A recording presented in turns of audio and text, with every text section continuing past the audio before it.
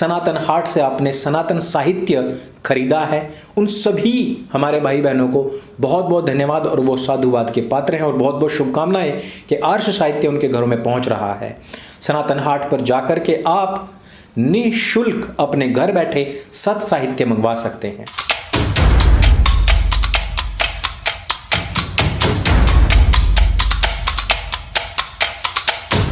नमस्ते दोस्तों, आप सबका एक बार फिर से स्वागत है आपके अपने YouTube चैनल सत्य सनातन में। आज हमारे पास में एक बार फिर से काफी सारी खबरें हैं और जिन पर हम एक एक करके बात करेंगे। हम बात करेंगे शाहरुख खान ने लता ताई की शव पर थूका या फूंका, बबीता फोगाट को किस जुर्म के चलते भगाया गया, उन पर हमला किया गया। हम बात करेंगे कि किस प्रकार से किया, हुंडई और KFC भारत में इतना बड़ा बिजनेस दांव पर लगा करके पाकिस्तान के पक्ष में क्यों खेल रहा है, और बात करेंगे थोड़ी सी पंजाब से भी। सबसे पहले बात की हम शुरुआत करते हैं शाहरुख खान के लता मंगेशकर जी के शव पर खड़े होकर के दुआ पढ़ने से। यहां पर आपने शाहरुख खान उनके साथ में एक महिला को देखा होगा और काफी सारे लोगों ने कहा कि भाई ये देखिए, ये जो गौरी खान है हिंदू है, हाथ जोड़ के खड़ी हुई है, और जो शाहरुख खान है वो दुआ पढ़ रहा है। देखिए, इसको बोलते हैं एकता। लेकिन ये क्या वास्तव में गौरी खान ही है? जी नहीं, ये है शाहरुख खान की मैनेजर पूजा डडलानी। अब उन लोगों के लिए तो बड़ा, अब इस फैक्ट चेक के आने के बाद में काफी सारे लोगों ने अपने ट्वीट भी डिलीट कर दिए, क्योंकि ये गजब नहीं, अखंड बेइज्जती है। जो लोग कह रहे थे कि देखिए, एक ही घर में, एक ही परिवार में दो अलग अलग धर्मों के लोग रहते हैं और वो अपने अपने हिसाब से यहां पर दुआ और प्रार्थना कर रहे हैं, उन सब लोगों का जो झूठा प्रोपेगेंडा था वो यहीं पर धराशायी हो गया है। लेकिन जस्ट इसके बाद में मास्क हटा करके शाहरुख खान ने जो थूका या फूंका, उस पर बड़ी चर्चा है। और इस पर यह चर्चा इसलिए भी हो रही है क्योंकि शाहरुख खान ना कोई मौलवी है ना कोई मौलाना है। अगर वो मौलवी या मौलाना होता और इस प्रकार से दुआएं पढ़ करके वहां पर थूकता या फूंकता, जो भी कुछ होता होगा, तो भी लोगों के द्वारा यह बात मान ली जाती। लेकिन यह जो फातिया पढ़ा जाता है या दुआ पढ़ी जाती है, किसी मुस्लिम व्यक्ति के ऊपर पढ़ी जाती है। हिंदू व्यक्ति पर कोई फातिया, कोई दुआ पढ़ना ही नहीं चाहिए और पढ़ने का लाभ भी नहीं। और यह ठीक उसी प्रकार से है जिस प्रकार से एक मुस्लिम की मृत्यु के बाद में कोई व्यक्ति जाकर के वहां पर गीता जी बांचने लग जाए, महामृत्युंजय जाप करने लग जाए, और या फिर वहां पर वो गरुड़ पुराण पढ़ने लग जाए। मैं यहां पर उस मुस्लिम के जलाने या दाह संस्कार की बात नहीं कर रहा हूं, केवल वहां पर संस्कृत की वो चीजें पढ़ने लग जाए जो कि हिंदुओं में होती है, तो मुसलमानों का जो रवैया होगा उस टाइम पर, जो प्रतिक्रिया होगी, वही यहां पर सामान्य सी बात हिंदुओं की है।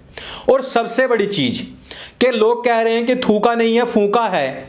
अरे भाई, जिस सनातन सभ्यता में फूंक मार करके दिया तक नहीं बुझाया जाता, मिट्टी तेल की डिबिया तक नहीं बुझाई जाती, क्योंकि फूंक को ही अपवित्र माना जाता हो, फूंक मार करके किसी अन्य को हम भोजन तक नहीं खिला सकते हैं। अपने बाल बच्चों की तो बात अलग है। उस अपवित्र फूंक का यहां हिंदू सनातन वैदिक सभ्यता में किसी मुस्लिम के द्वारा भला क्या अर्थ है, और इससे भावनाएं आहत होना लाजमी है। और शाहरुख खान के लिए एक सबसे बड़ी सीख कि यदि दुआ पढ़ने से, यदि ऐसे फूंक मारने से कुछ होता है, तो सबसे पहले अपने बेटे पर फूंक मार, जो फूंक फूंक के आधा हो चुका है, जो माल फूंक फूंक के जेल तक जा चुका है। कृपया अपने घर में फूंक मारें, दूसरे लोगों की भावनाओं के विपरीत ये कार्य ना करें। भारतीय मुसलमानों के अंदर लता मंगेशकर जी के प्रति जो दुर्भावनाएं हैं, उनकी पराकाष्ठा देखिए। पराकाष्ठा इस लेवल की है कि इमरान खान जो पाकिस्तान का PM है, उसने अपनी श्रद्धांजलि देने का प्रयास किया एक ट्वीट के माध्यम से। हालांकि जुबैर ने आकर के इसमें भी कहा कि भाई सरहदें नहीं जानती हैं संगीत क्या होता है, और एक खिलाड़ी से बेहतर ये बात कौन जानेगा। लेकिन भारतीय मुसलमानों ने तुरंत इमरान खान के नीचे आकर के वो ट्वीट्स, स्क्रीनशॉट्स पेस्ट करने शुरू कर दिए जिसमें कि लता मंगेशकर जी के द्वारा सावरकर जी को देशभक्त बताया गया। या फिर सावरकर जी के साथ में उन्होंने अपने फोटो जो थे बचपन के, वो जो खिंचवाए हुए थे, वो जो पोस्ट किए थे। सावरकर जी से प्रॉब्लम मुसलमानों को सिर्फ इतनी है कि सावरकर जी अपने हिंदू होने पर भी गर्व करते थे और लोगों को भी कहते थे कि हिंदू होने पर गर्व करो। हम हिंदू तभी हैं जब तुम मुसलमान हो, नहीं तो हम सबसे बड़े मानवतावादी हैं। ऐसे व्यक्ति से नफरत करने वाले व्यक्ति या लोग या कौम या दीमक या नमक हराम लोग वो वही हैं जिन्होंने सावरकर जी को पढ़ा ही नहीं है। कुछ लोग कहते हैं कि सावरकर जी ने बंटवारा करवाया था, यानी कि सावरकर जी ने चाहा कि बंटवारा हो और तत्कालीन सत्ता में बैठा हुआ नेहरू सावरकर जी के तलवे चाटते हुए बंटवारा तुरंत ही करवा देता है। वाह भाई वाह। मदरसा में यही ज्ञान हमेशा बांटा जाता है, ब्लूटूथ के माध्यम से गिलमा बनाकर के मौलानाओं के द्वारा दिया जाता है, और इन ज्ञान के चलते ही भारत आज इतना पीछे है। अब हम बात करते हैं कि पाकिस्तान के अंदर फिलहाल क्या चल रहा है। इमरान खान ट्वीट करें ठीक है, लेकिन तीन कंपनियां किया, hyundai और KFC लगातार ट्वीट कर रहे हैं पाकिस्तान अधिकृत कश्मीर की आजादी के लिए, उसके लिए लड़ने वाले आतंकवादियों के लिए उनकी श्रद्धांजलियां चल रही हैं। भारतवर्ष में इन तीनों ही कंपनियों का एक बहुत बड़ा बिजनेस है।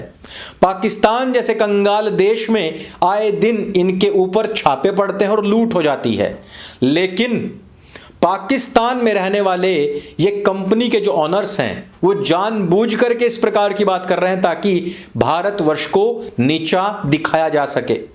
उनको भी पता है कि पाक ऑक्यूपाइड कश्मीर क्या है, मामला UN में है, लेकिन फिर भी भारतीयों पर हमला करना ये लोग नहीं छोड़ेंगे। सबसे बड़ी चीज कि इन विषयों पर भारतीय विपक्ष कभी भी नहीं बोलेगा, क्योंकि लगता है कि उनको पूरी शह और फंडिंग ही पाकिस्तान से आती है। हर विषय पर बोलने वाले राहुल गांधी, जिन्होंने यहां तक कह दिया कि पंजाब के जो सिद्धू जी हैं, यदि आप उनका दिल चीर करके देखेंगे तो उसमें से जो खून निकलेगा उसमें से भी पंजाब निकलेगा। सिद्धू जी के दिल में, खून में पंजाब है। आप काट के देखिए, कभी काट के देखिए, निकलेगा खून, निकलेगा पंजाब दिखाई देगा उसमें। हालांकि बेचारे सिद्धू जी की स्थिति इस समय पर ऐसी है जैसे कि धोबी का कुत्ता, न घर का न घाट का। हाथ उठवाए तो भी बेचारे का मुंह पूरी तरीके से ढक गया। आज पूरे सोशल मीडिया पर यही फोटो चल रहा है कि जो फोटोज होते हैं, जो पिक्चर्स होती हैं, वो बिना कुछ कहे भी सब कुछ कह देती हैं। सिद्धू ने पिछले 6-7 साल में पंजाब के अंदर बहुत मेहनत की, लेकिन अंत में आकर के उसका पूरा फेस ही ढक दिया गया। और चन्नी, जिसकी स्वघोषित संपत्ति ही तकरीबन के आसपास है, जिसका खुद का भतीजा करोड़ों रुपए कैश के साथ में पकड़ा गया है, ऐसे व्यक्ति को आखिरकार वहां का CM पद का उम्मीदवार घोषित कर दिया गया है। एक ऐसी महिला जिसने लड़की होने के बावजूद भी इस देश का नाम पूरे विश्व में रोशन किया हो, उसको इस प्रकार से दौड़ाना, उस पर इस प्रकार से हमला करना, यह दर्शाता है कि महिलाओं के प्रति इन लोगों के क्या विचार हैं और आने वाले समय में महिलाएं कितनी असुरक्षित होने वाली हैं। जब एक सुरक्षा प्राप्त महिला पर यह हमला कर सकते हैं तो आम लड़कियों और महिलाओं का क्या हशर करेंगे, ये आप लोगों को सोचना पड़ेगा। तो इस वीडियो में सिर्फ इतना ही।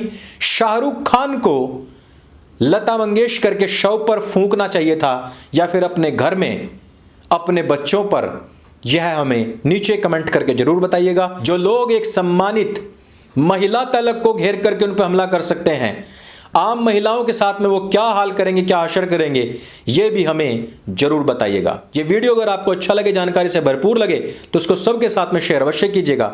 मेरे संग बोले सत्य सनातन वैदिक धर्म की जय। जय हिंद, वंदे मातरम।